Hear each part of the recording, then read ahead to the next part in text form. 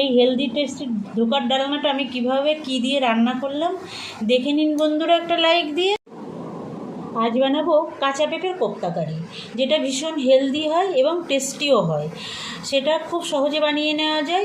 বাচ্চারা তো পেঁপে খেতে চায় না, এভাবে যদি তৈরি করেন তাহলে বাচ্চারা চেয়ে চেয়ে খাবে, আর যারা বড়রাও খেতে চায় না তারাও খুব পছন্দ করবে এবং চেয়ে চেয়ে খাবে। দেখে নিন বন্ধুরা কিভাবে আমি এই কাঁচা পেঁপের কোপ্তা কারিটা খুব সহজে তৈরি করি। নমস্কার বন্ধুরা, জেবি কিচেনে সবাইকে স্বাগত। আশা করি সবাই ভালো আছেন। কাঁচা পেঁপের কোপ্তাকারি করার জন্য দেখুন আমি একটা পেঁপে কেটে দানাগুলো ছাড়িয়ে ধুয়ে রেখেছি, আর হাফ বাটি ডাল নিয়েছিলাম। এটা 2 ঘন্টা আগে ভিজিয়ে রেখেছিলাম, এটা ফুলে 1 বাটি হয়ে গেছে। এটা মুগ ডাল, আমি মুগ ডাল দিয়ে করবো, আপনারা যে কোনো ডাল দিয়েই করতে পারেন বন্ধুরা। আর নিয়েছি সর্ষের তেল, আমি রান্নাটা সর্ষের তেলে করবো, তার জন্য সর্ষের তেল নিয়েছি।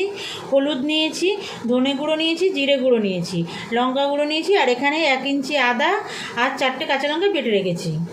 লবণ নিয়েছি, চিনি নিয়েছি, আর এখানে দেখুন 4টে কাঁচা লঙ্কা নিয়েছি, আর এই টুকরো করা আদা নিয়েছি।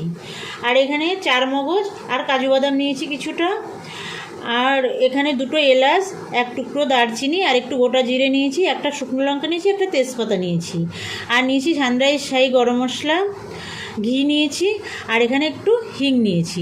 এই কটা সামান্য জিনিস দিয়েই এই অসাধারণ স্বাদের কাঁচা পেঁপের কোপ্তাকারিটা তৈরি হয়ে যাবে, যেটা ছোট বড় সবারই খুব পছন্দ হবে, আর ভীষণ হেলদি একটা খাবার তৈরি হয়ে যাবে।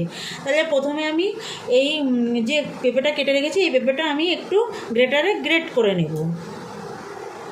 দেখুন আমি একটা গ্রেটার আর এই বাটি নিয়ে এসেছি, আমি সব পেঁপেগুলো গ্রেট করে নেব। দেখুন বন্ধুরা, পেঁপেটা আমি গ্রেট করে নিয়েছি, পেঁপেটা এক সাইডে সরিয়ে রাখবো। এবার আমি এর যে ডালটা ভিজিয়ে রেখেছিলাম, এই ডালটা মিক্সিতে আমি বেটে নেব। তার জন্য মিক্সির বাটিতে আমি ডালটা দিয়ে দেবো। 4টে কাঁচা লঙ্কা, আর এই যে পিস করা ছিল আদা, সেটা দিয়ে দেবো। দিয়ে আমি এই ডালটা প্রথমে বেটে নেব। দেখুন বন্ধুরা, ডালটা আমি বেটে নিয়েছি। ডালটা এবার বাটিতে নামিয়ে নেব। নামিয়ে আমি পেঁপেটা একটু বেটে নেব, খুব মিহি করে বাটবো না। ডালটাও দেখুন আমি একদম মিহি করে বাটিনি, একটু গোটা গোটা আছে, কোনো অসুবিধা নেই। এই বাটির মধ্যেই দিয়ে দিলাম। আমি কিন্তু পেঁপেটা আর ধোবো না, আমি গোটা গোটা মানে এই খোসা ছাড়িয়ে আমি ভালো করে ধুয়ে নিয়েছিলাম। এভাবে কেটে আমি এটা একটু বেটে নেব সামান্য। এভাবে দিলেও হয়, কোনো সমস্যা হয় না, তবুও আমি একটু বেটে। দেখুন বন্ধুরা, পেঁপেটা আমি বেটে নিয়েছি। এবার আমি যে কাজু বাদাম আর 4 মগজটা রেখেছিলাম, এটা বেটে নেব। এই যে কাজু বাদাম আর 4 মগজ ছিল, এটা আমি বেটে নেব। এই যে কাজু আর 4 মগজটা বেটে নিয়েছি। এবার আমি একটা মশলা তৈরি করব। তার জন্য একটা বাটি আর চামচ নিয়েছি। এর মধ্যে আমি দিয়ে দেবো প্রথমে এই যে 1 চামচ ধনে গুঁড়ো। আগে থেকে যদি মশলাটা জলে গুলে রাখা যায় তাহলে একদম বাটা মশলার মতো হয়ে যায়, সেই জন্য আমি একটু আগেই এটাকে গুলে রাখছি। জিরে গুঁড়ো দিলাম। এবার দেবো লঙ্কা গুঁড়ো। লঙ্কাটা আপনারা আপনাদের স্বাদ মতো দেবেন বন্ধুরা, যতটা পছন্দ করেন ততটাই দেবেন। দিয়ে দেব একটু হলুদ। এবার আমি জল দিয়ে এটা গুলে নেব।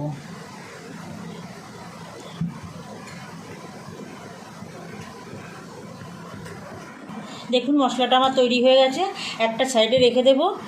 আর এই যে আমি এখানে হিং নিয়েছি, হিংটাও আমি একটু জলে গুলে রাখবো। জলে গুলে আমি রান্নাতে ব্যবহার করব, তার জন্য একটু জল দিয়ে রাখলাম, জলের সঙ্গে মিশে যাবে।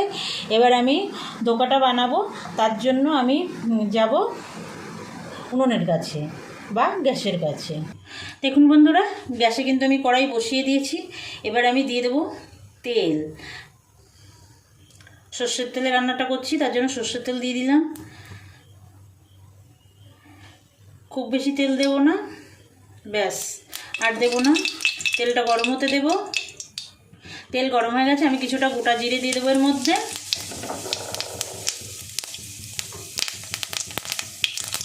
দেখুন জিরেগুলো একদম ভাজা হয়ে গেছে। আমি যে হিংটা জলে ভিজিয়ে রেখেছিলাম সেখান থেকে 1 চামচ নিয়ে মিশিয়ে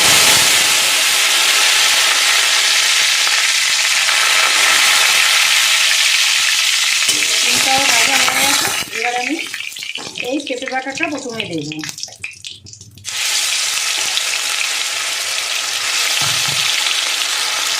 দেখুন বন্ধুরা, পেঁপের গায়ের জল কিন্তু অনেকটাই মরে গেছে।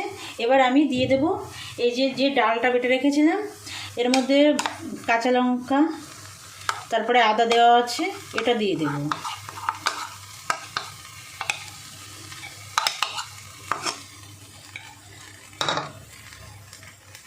দিয়ে দেব সামান্য লবণ, মানে স্বাদ মতো লবণটা দিয়ে দেবো। আর একটু চিনি দিয়ে দেব, একটু মিষ্টি মিষ্টি হবে, ধোকাগুলো ভালো লাগবে খেতে।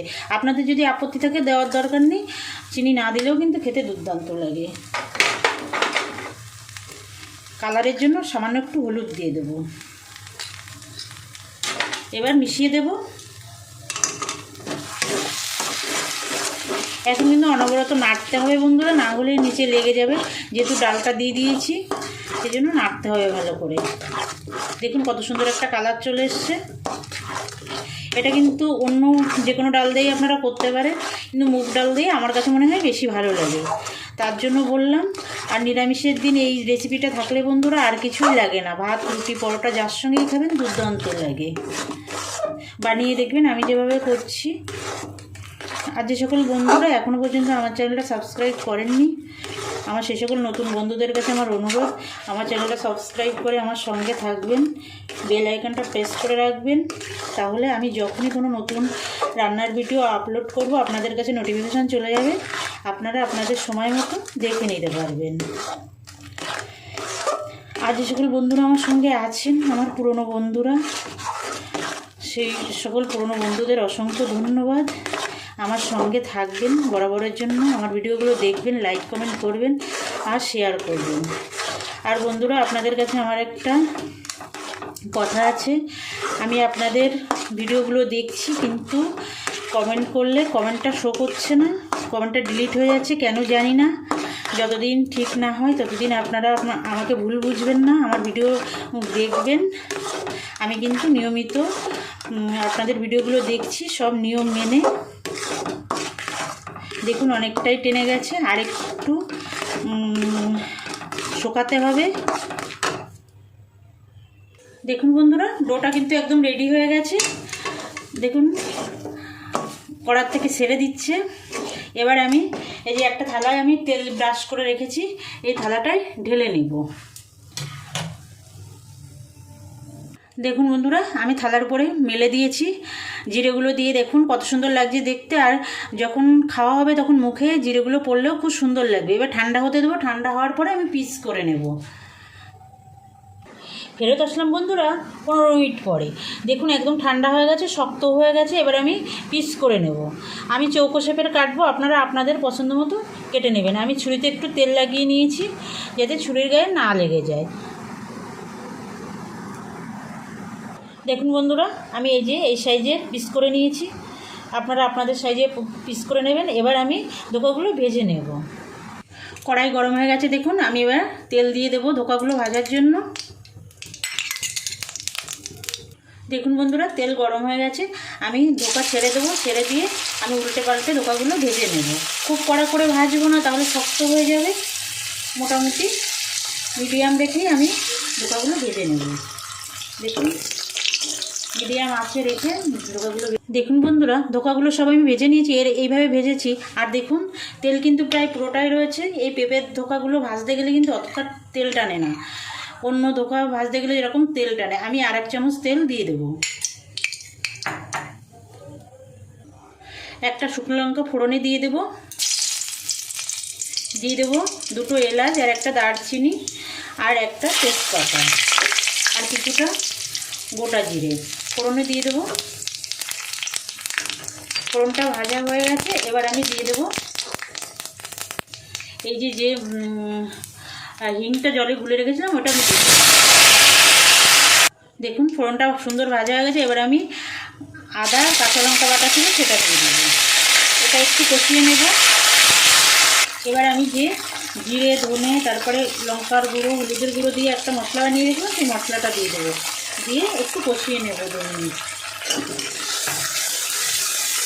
মশলার বাটিটা ধুয়ে একটু জল দিয়ে দেবো। দেখুন মশলা থেকে সুন্দর তেল ছাড়তে শুরু করে দিয়েছে। এবার আমি যে কাজু আর চারমগজটা বেটে রেখেছিলাম এই বাটাটা দিয়ে দেবো।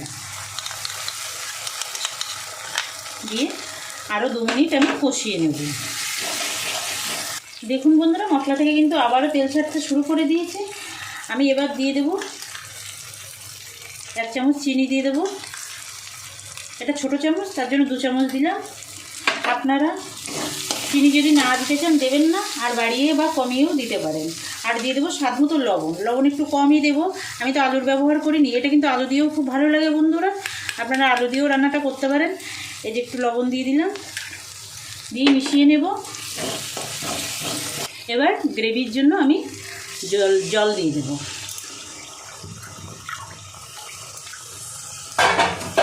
খুব বেশি জল দেবো না, আমি খুব বেশি গ্রেভি রাখবো না।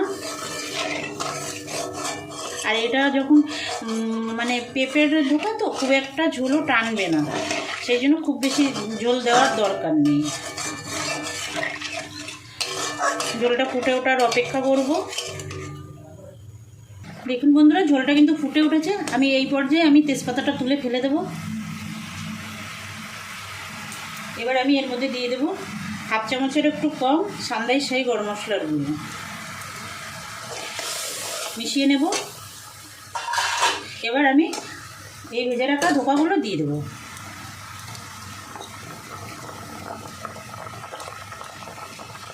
এগুলো কিন্তু শুধু মুখেও খেতে খুব ভালো লাগে, চা কফির সঙ্গেও ভালো লাগে বন্ধুরা, বানিয়ে দেখবেন। অনেক রকমেরই ধোকা খেয়েছেন, এই কাঁচা পেঁপের ধোকাটা বানিয়ে একবার খেয়ে দেখবেন, আশা করি আপনাদের খুবই ভালো লাগবে। নিরামিষের দিনে অন্য কিছুর আর কোনো কিছুরই দরকার হবে না, এটা দিয়েই পুরো ভাত খাওয়া হয়ে যাবে। মিশিয়ে দেব, 2 মিনিট একটু ফুটিয়ে নেব। 2 মিনিট হয়ে গেছে। দেখুন বন্ধুরা, কত সুন্দর দেখতে হয়েছে, খেতেও কিন্তু এরকম দুর্দান্ত লাগে বন্ধুরা। এবার আমি একটু ঘি দিয়ে দেব। গ্যাসটা অফ করে দেবো, অফ করে দিয়ে আমি একটু ঘি দিয়ে দেবো। ঘিটা আপনারা যদি মানে দিতে না চান দেবেন না, কোনো অসুবিধা নেই। নিরামিষ রান্না একটু ঘি দিলে ভালো লাগে, সেই জন্য ঘিটা দিলাম। আপনাদের যদি পছন্দ না হয় দেবেন না, পছন্দ হলে দেবেন। দেখুন কত সুন্দর হয়েছে বন্ধুরা। এবার 2 মিনিট ঢাকা দিয়ে রাখবো, রেখে নামিয়ে নেব। দেখুন বন্ধুরা, নিরামিষ ধোকার ডালনা একদম রেডি হয়ে গেছে। আমি এবার নামিয়ে নেব। এখনও পর্যন্ত যেসব বন্ধুরা আমার সঙ্গে আছেন সে সকল বন্ধুদের অসংখ্য ধন্যবাদ। আমার এই রেসিপিটা আমি যেভাবে তৈরি করলাম একবার বানিয়ে দেখবেন, আশা করি আপনাদের খুবই ভালো লাগবে। আবার দেখা হবে অন্য কোনো নতুন রান্নার সঙ্গে। আজ তাহলে এই পর্যন্ত থাক, ভালো থাকবেন সবাই। নমস্কার বন্ধুরা।